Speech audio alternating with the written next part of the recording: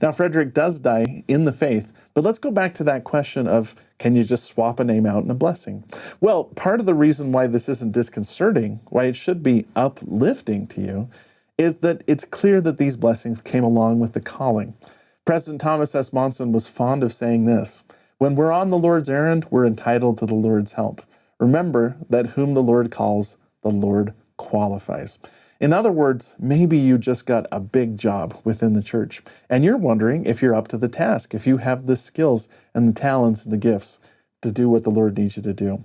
One of the things that Section 81 shows is that there are also blessings that come along with the calling itself that help you meet the challenge. A few years ago, when I was a missionary, my companion and I went to see a really, really gifted patriarch. Everybody talked about how wonderful the patriarchal blessings were that he gave. And we had a few minutes on a Sunday afternoon, and we went and sat down to visit with him.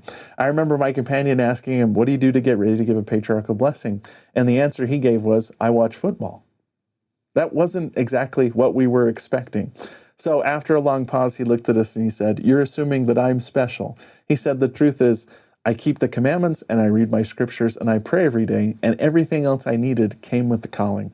So if you just got that big job, whether it's stake president, bishop, Relief Society president, young women's advisor, or primary teacher, remember the Lord is going to give you gifts, just like he gave to Jesse Gauss that could be transferred right onto Frederick G. Williams, because in this case, it was about the calling and not the individual.